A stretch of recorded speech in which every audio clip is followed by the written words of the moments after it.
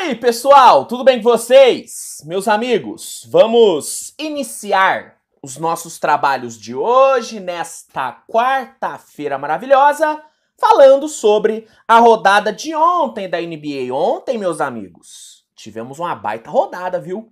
Boa rodada, tivemos muitos jogos rolando ontem, muito jogo bom, e nesse vídeo eu vou dar uma passada por tudo que rolou. Antes, deixa eu me apresentar, para quem não me conhece, meu nome é Luiz Fernando, seja muito bem-vindo ao canal Switch TV BR. Se você não for inscrito, considere se inscrever para não perder nenhum de novo.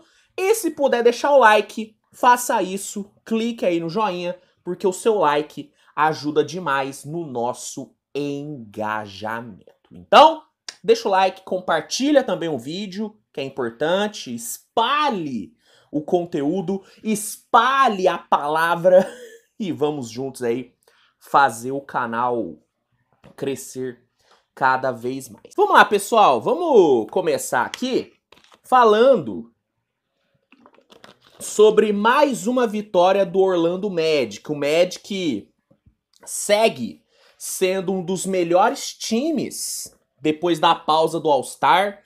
Ontem, encarando o Charlotte Hornets, o time venceu a sua 6ª partida desde o All-Star Break, 101-89 foi o placar. Com essa vitória, o Orlando entra de vez no top 4 do leste, o que é muito bom, porque durante um certo período da temporada pareceu que a briga do Magic seria por play-in, só que agora o time volta para a briga por vaga direta nos playoffs. Sinceramente, eu não acho que o Magic vai conseguir se sustentar no top 4 até o fim da temporada. Eu acho que o teto desse Orlando é 6ª, 5ª colocação, mas é muito importante o time ficar nessa zona. É muito importante o Orlando se manter nesse bloco de times que vão direto para os playoffs, porque é uma equipe que, apesar de jovem, ela já pratica um basquete de playoff.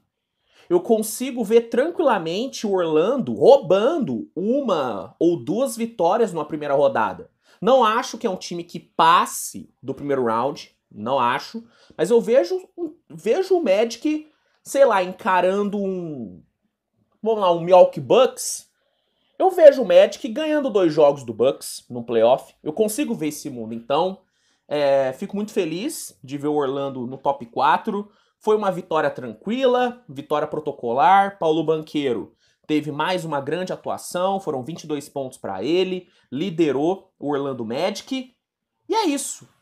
O pós-All-Star do Orlando é fantástico, são 36 vitórias na temporada e tomara que o time se mantenha nessa pegada, porque é uma equipe que eu particularmente gosto muito e tenho boas expectativas. Já o Hornets segue perdendo, 47ª derrota do time, mas uma coisa boa no Hornets ontem foi o Vasilij Micic. O Micic teve ontem provavelmente o seu melhor jogo na NBA. Foram 21 pontos e 4 assistências por Micic. E como é bom ver o Micic tendo espaço no Hornets. Eu já falei isso várias vezes, né? Eu não gostei do fato do Oklahoma ter trocado o Micic. Não gostei dele ter sido envolvido na troca do Hayward. Eu adoro o basquete do Micic. Eu acho que ele é um jogador diferente. É um cara diferente. Então, eu não queria que ele tivesse saído do meu time, mas eu fico muito feliz de ver ele dando certo no Hornets. Eu acredito que é um jogador que pode ajudar muito, que pode agregar muito nessa rotação. Eu vejo o LaMelo conseguindo absorver muita coisa do Micic, tá? Eu acho que o Micic, por ser um cara extremamente experiente, né, um cara muito vivido no basquete, eu acho que ele pode ajudar muito nessa reta final de lapidação do LaMelo. Então, eu gosto muito. Para mim, o Hornets mandou muito bem em pegar o Micic. Eu preferiria manter o Micic do que ter o Gordon Hayward. Então, pra mim o Hornets mandou bem e como é bom ver ele dando certo. Toda a sorte do mundo aí pro Mitić. Ai, saudades. Saudades desse cara. Como era bom ver ele jogando no meu time. Seguindo, Brooklyn Nets. O Brooklyn Nets, cara. O Brooklyn Nets é bizarro. O Brooklyn Nets é bizarro. O Brooklyn foi pro jogo de ontem contra o Sixers tendo perdido pro Memphis Grizzlies, tá? Jogando mal pra caramba, basquete podre, podre. E aí, a tendência era do Sixers vencer o Brooklyn. Não foi o que aconteceu. O Brooklyn Nets venceu o Philadelphia 112-107 e venceu jogando bem. Vimos uma ótima atuação do Brooklyn Nets ontem, uma performance coletiva muito boa. Dorian Finney-Smith e Dennis Schroeder pontuaram ali na casa dos 20 pontos. Tivemos o Lonnie Walker entregando 19 pontos. Mikal Bridges e Claxton contribuíram bem. A defesa funcionou. Cara, foi um ótimo jogo do Brooklyn. Foi um ótimo jogo. E assim, é loucura o Brooklyn Nets. Sinceramente, eu desisti de tentar prever como que a temporada do Brooklyn vai terminar. Assim, eu parei de tentar acompanhar essa montanha-russa que é a temporada do Brooklyn e eu vou só esperar a temporada acabar pra comentar sobre o Brooklyn, assim, porque eu não sei o que esperar. É um time extremamente imprevisível, é um time que consegue em uma noite praticar um basquete horroroso, em outra um basquete muito bom, como foi ontem e como foi também nas duas vitórias contra o Hawks. Então, assim, eu parei de tentar prever o que vai ser do Brooklyn Nets. Eu vou só assistir. Essa foi a 25ª vitória do Brooklyn e a 26ª derrota do Philadelphia 76ers. Vamos agora falar sobre um dos melhores jogos da rodada de ontem, que foi Cleveland Cavaliers e Boston Celtics. Meus amigos, que jogo louco, né, velho? Que jogo louco e que virada que o Celtics tomou, hein? Que virada que o Celtics tomou. Ó, o Celtics abriu o jogo muito bem, tá? O primeiro tempo do Celtics foi excelente. Tatum e Porzingis tiveram uma produção absurda no primeiro tempo. Os dois combinaram para 36 pontos, jogaram demais e o Celtics foi pro intervalo vencendo por 10 pontos. No terceiro quarto, o Celtics conseguiu aumentar a sua vantagem para 16. O Jaylen Brown teve um terceiro quarto muito bom. E no começo do quarto período, a vantagem chegou a 22 pontos. Chegou a 22. Tudo indicava que o Celtics ia conseguir, velho, uma baita vitória, iria embalar a sua 13ª vitória seguida, a sua 49ª na temporada. Tudo apontava para isso. Só que aí o Celtics simplesmente entrou em colapso e o grande responsável por esse colapso foi o Dean Wade. O que o Dean Wade fez no quarto período foi uma loucura, velho. Assim, do nada, o cara tirou 5 bolas de 3 da cartola. Do nada. Algo bem parecido com o que rolou com o Max Strus no jogo contra o Dallas. Do nada, deu um clique, o Dean Wade começou a matar a bola, a rodo. Começou a matar a bola. E faltando 2 minutos, ele virou o jogo. Pro Cavs. O Celtics, mesmo em meio a todo o colapso, chegou a retomar a liderança com o Porzingis, se eu não me engano. Só que no final, o Dean Wade conseguiu ali uma rebodank e matou o jogo. Achou ali uma rebodank depois de um arremesso errado do Garland e matou o jogo. Acabou com a partida aí. Cara, assim, foi uma das viradas mais loucas da temporada. Porque não é que o Cleveland só tava perdendo por 22. O Cleveland perdia por 22 sem o Donovan Mitchell, sem o Strus e com o Mobley saindo lesionado. e enfrentando o melhor time da temporada. Sabe? Então, foi uma virada totalmente louca. Louca. Mas aconteceu. 105-104 foi o placar, 40ª vitória do Cavaliers e 13ª derrota do Boston Celtics. No fim, teve ali um lance ali do Tatum, né, vi muito torcedor do Celtics reclamando de uma falta do Garland. Eu não achei falta, tá? Reassistindo o lance, revendo o lance algumas vezes. Eu não vi falta do Garland nem em cima e nem embaixo. Pra mim, o Tatum, ele estica demais a perna na hora do arremesso, buscando contato.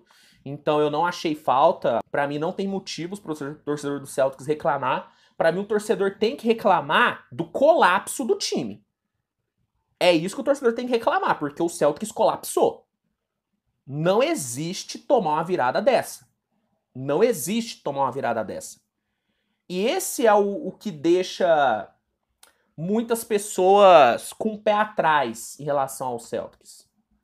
Eu não gosto de rotular nenhum time de pipoqueiro, eu acho que é um rótulo muito forte. O time precisa entregar muito jogo para ser rotulado de pipoqueiro. Só que, infelizmente, essa fama acaba perseguindo o Celtics e perseguindo o próprio Tatum. Perseguindo o próprio Tatum. Eu acho que é uma fama injusta, eu acho que é um rótulo injusto, só que o Celtics, infelizmente, em alguns momentos, acaba dando margem para essa crítica. Acaba dando força para essa narrativa de ser um time pipoqueiro. Você perder um jogo vencendo por 22 é duro, é coisa de pipoqueiro. Não tô falando que o Celtics mas é coisa de pipoqueiro. Então, eu acho que o torcedor do Celtics, ele tem várias outras coisas para reclamar antes de reclamar de uma possível falta do Garland em cima do Tatum, entende? Esse é o meu ponto. Mas assim, mérito total do Cavaliers aqui, viu? Total Cavaliers, Dinwiddie, 20 pontos no quarto período. 20 pontos no quarto período. Você tem noção do que é isso? Pô, surreal, cara. Só ele, no quarto período, marcou mais pontos que o time inteiro do Celtics. O Celtics marcou 17 no quarto período. Assim, grande nome da vitória. E é muito louco como o Cavaliers tem tido heróis improváveis nessa temporada. Durante um momento, o Sam Merrill foi herói do Cavs. Depois, Max Strus no jogo contra o Dallas. E ontem o Dinwiddie contra o Celtics. Muito louco. Muito louco essa temporada do Cavaliers. E o Celtics, apesar da entregada, teve ali o Tatum, 26 pontos e 13 rebotes. E o Porzingis teve um jogo muito bom. Foram 24 pontos e 3 bloqueios para o Porzingão. Vamos seguir falando sobre Miami e Pistons. Mais uma vitória do Miami Heat, 118-110. O Miami Heat, assim como o Orlando Magic, tem tido um pós-All-Star muito bom, tá? Essa foi a 9ª vitória do Miami nos últimos 10 jogos. A equipe realmente tá aí numa crescente muito boa. O Jimmy Butler voltou a jogar bem. Mais uma ótima atuação do Butler. 26 pontos, 6 rebotes e 8 assistências pro Butler. E o Miami segue subindo na tabela. São 35 vitórias, apenas 26 derrotas e é isso. Miami acordou para a temporada. Já o Pistons sofreu sua derrota de número 52. Será que o Pistons vai conseguir vencer mais 2 jogos até o fim da temporada, hein? Será? Torço para que consiga, velho, porque apesar das derrotas, é um time que tem tido uma melhora. Cade Cunningham tem jogado bem, então tomara que o Pistons chegue a pelo menos 11, 12 vitórias nessa temporada. O time merece ganhar alguns joguinhos aí nessa reta final. Atlanta Hawks encarou o New York Knicks e venceu, né, se aproveitando das ausências de Jalen Brunson, Mitchell Robinson, Anunoby, Julius Randle. O Hawks mesmo, sem o Trae Young, venceu o Knicks lá no Madison Square Garden por 116-110. O Hawks fez um excelente quarto período, fechou muito bem o jogo. Jalen Johnson jogou muito bem, tivemos o DeJounte Murray jogando bem também. E aí a vitória veio. Essa foi a 27ª vitória do Hawks na temporada e a 26ª derrota do New York Knicks. Jalen Johnson terminou com 26 pontos, 9 rebotes e 7 assistências. Ótimo jogo dele. DeJounte Murray, 21 pontos, 9 rebotes e 6 assistências. Bela vitória do Hawks. Bela vitória do Hawks.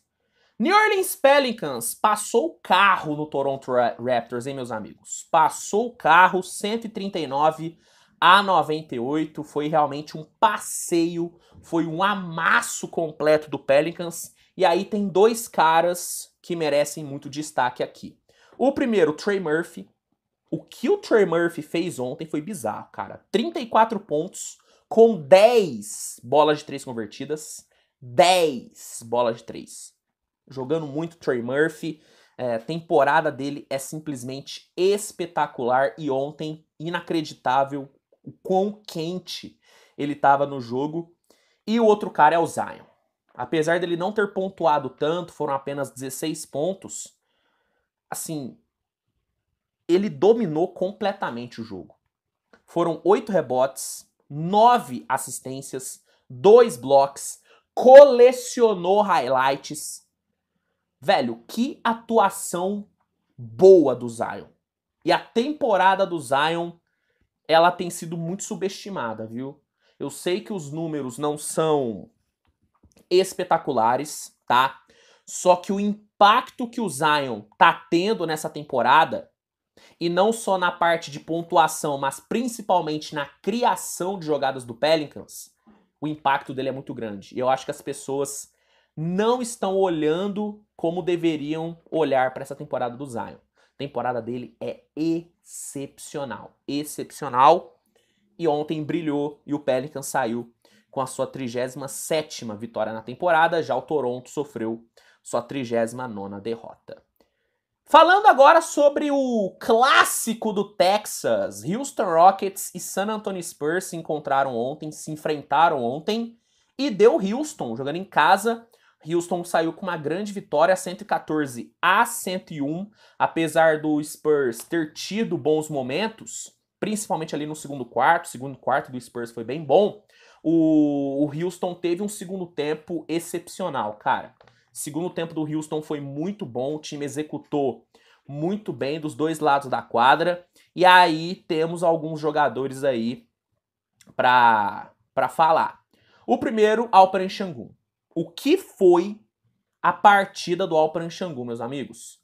O cara, ele encarou o Victor Wembanyama durante, assim, em quase todas as posses. Em quase todas as posses, ele foi defendido pelo Wembanyama, que é um dos melhores defensores da temporada. Um cara que, pós-All-Star, tem quase 4 blocos de média, assim. Inacreditável.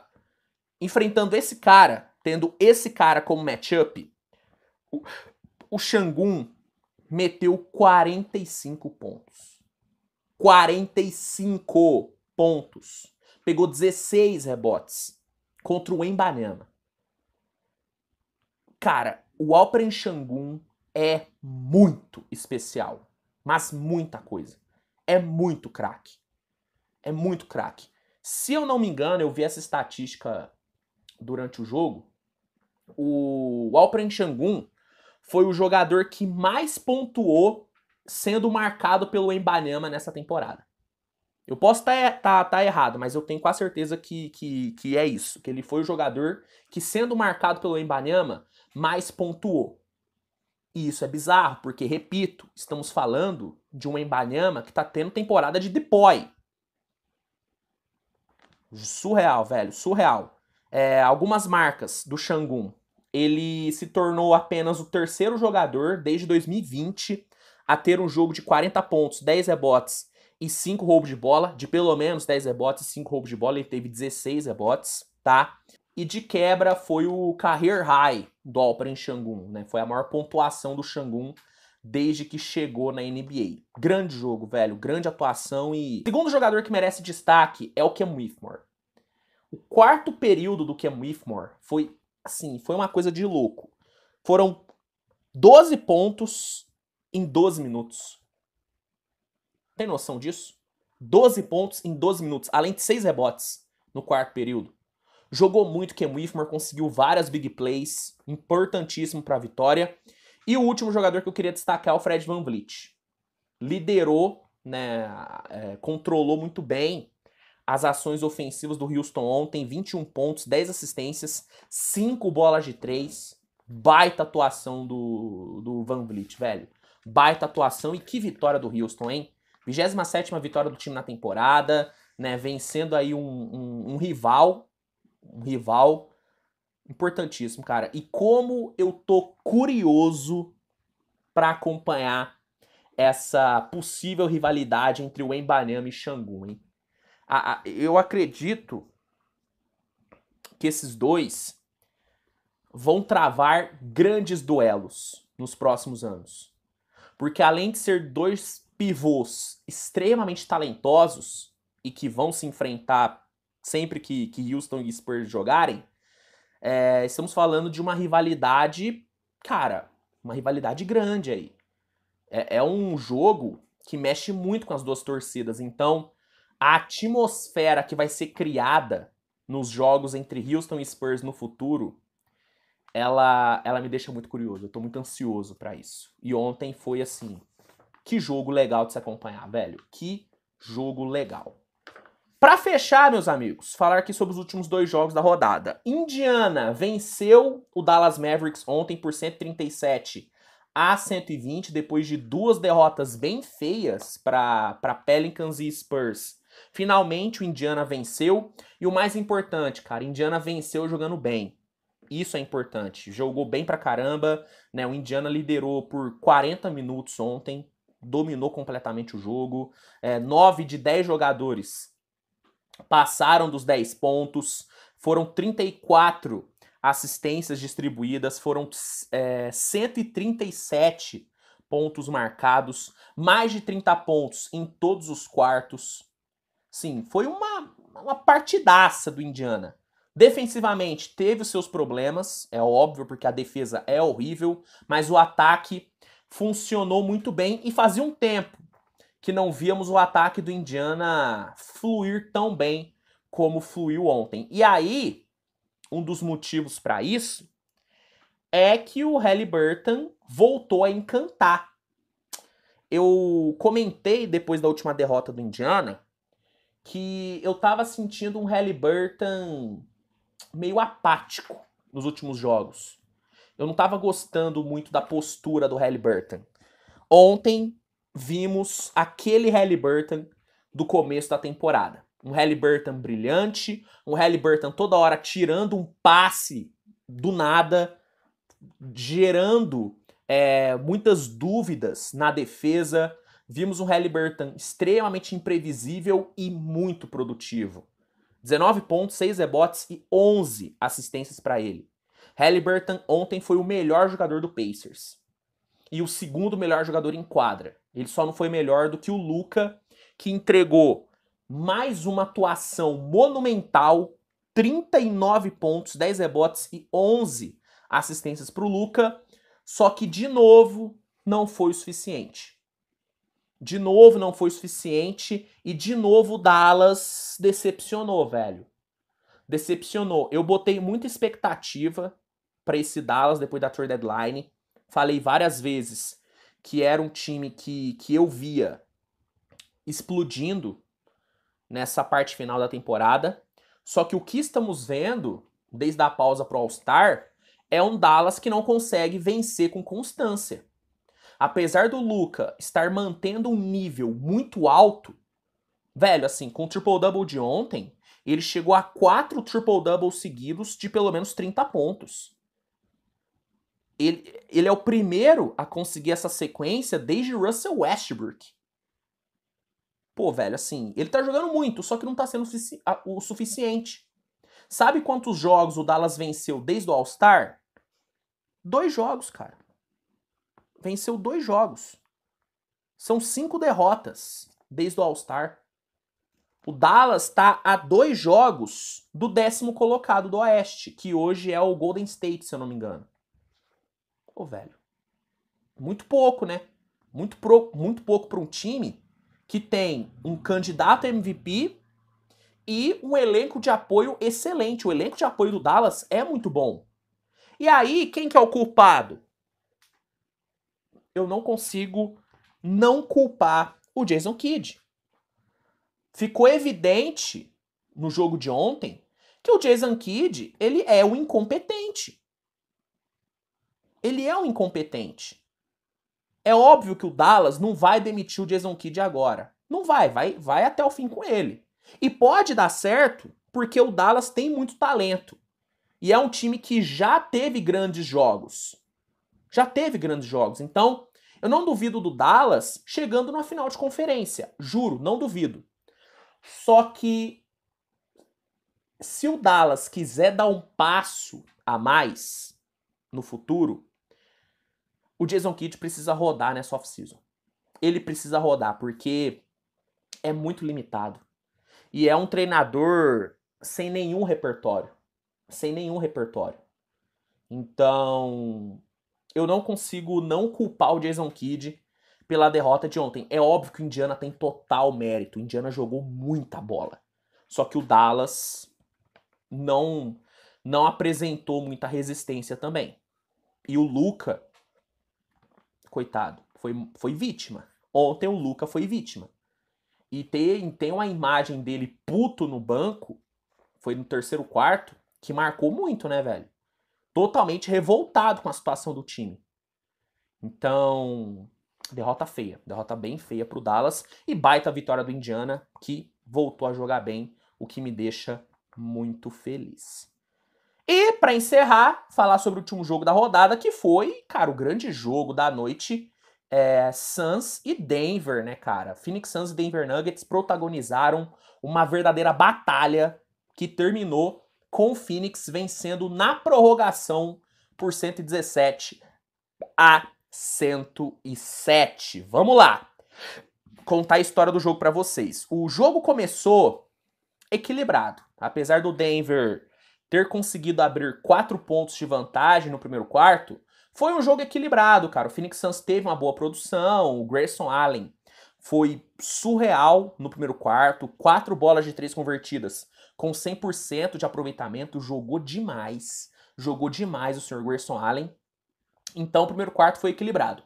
No segundo quarto, aí não teve equilíbrio nenhum. O Phoenix Suns dominou o segundo quarto, o Grayson Allen seguiu quente, e aí tendo a companhia, a ajuda do Kevin Durant, que explodiu para 10 pontos no segundo quarto, o Phoenix Suns meteu uma parcial de 37-18 e foi pro intervalo vencendo por 15. Sim, o segundo quarto do Phoenix foi espetáculo, espetáculo. E o Denver, sim, o Denver foi horroroso no segundo quarto.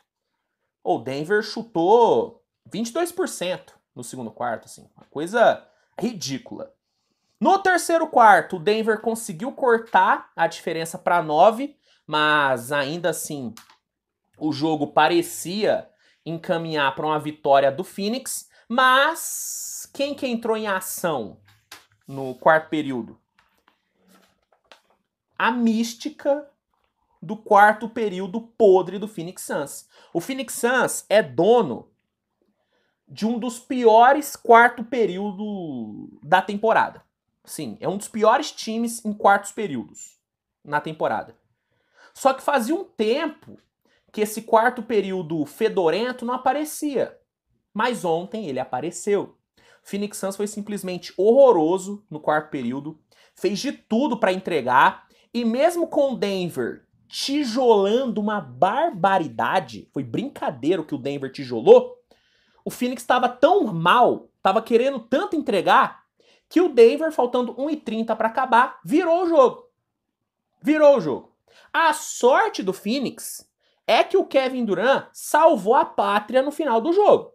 Que ele conseguiu ali matar uma bolaça e empatou.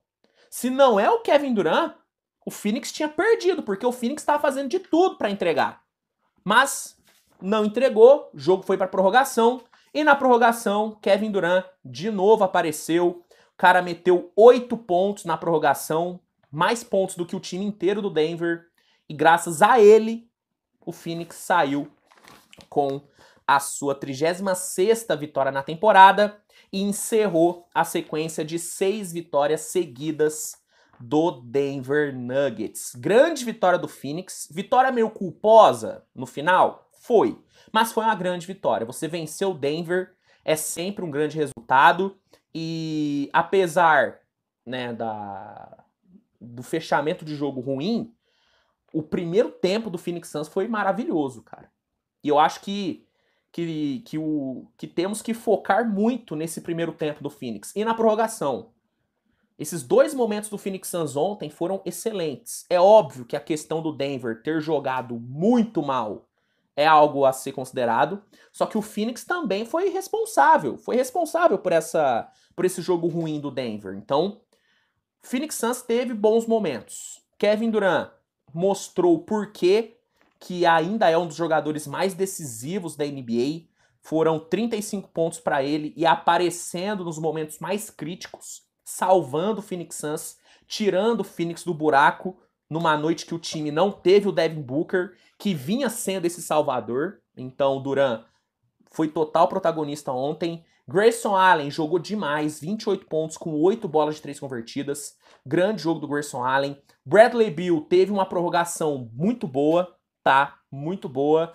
Então, o Phoenix Suns tem muita coisa boa pra tirar desse jogo. Já o Denver não tem, né? Foi um jogo horrível do Denver Nuggets. Foi um jogo bem abaixo do Denver. Dos dois lados da quadra. Dos dois lados da quadra. Nikola Jokic, apesar de ter colocado bons números assim, boas stats, o aproveitamento dele, 8 de 18 e 7 turnovers. Jokic não teve uma noite tão boa assim, não. Assim como o Jamal Murray, que entregou ali 28 pontos, só que 12 de 25 nos arremessos. Outro cara que ficou abaixo no aproveitamento, Michael Porter Jr., 4 de 12 para 3. Pro padrão Michael Porter Jr., é muito abaixo. Então, não foi um jogo onde o Denver performou, tá? O Denver só conseguiu buscar o jogo ali no quarto período porque o Phoenix Suns fez de tudo para entregar. A verdade é essa. A verdade é essa. Então, ontem foi uma noite bem abaixo do Denver. Bem abaixo mesmo do Denver. Mas o jogo em si foi divertido, cara. Foi um jogo muito bom para encerrar a rodada de ontem. Então é isso, gente. Esses foram os jogos de ontem. Esses foram os destaques da rodada de ontem. Espero que vocês tenham gostado do vídeo. Não se esqueçam de avaliar com like. Não se esqueçam de se inscrever se não forem inscritos. No primeiro comentário fixado, eu vou deixar um link que vai oferecer o NBA League Pass com desconto e com 7 dias grátis para testar. Você que não tem o League Pass e quer ter para não perder nenhum jogo, o League Pass é o melhor lugar para acompanhar os jogos da NBA. Use esse link, se cadastre e tenha todos esses benefícios na hora da assinatura, tá bom? E de quebra ajuda o canal. Então, ó, você mata aí 2 coelhos com uma cajadada só. Turma, é isso. Nos vemos no decorrer do dia com mais conteúdo. Um grande abraço e até a próxima. Tchau, tchau.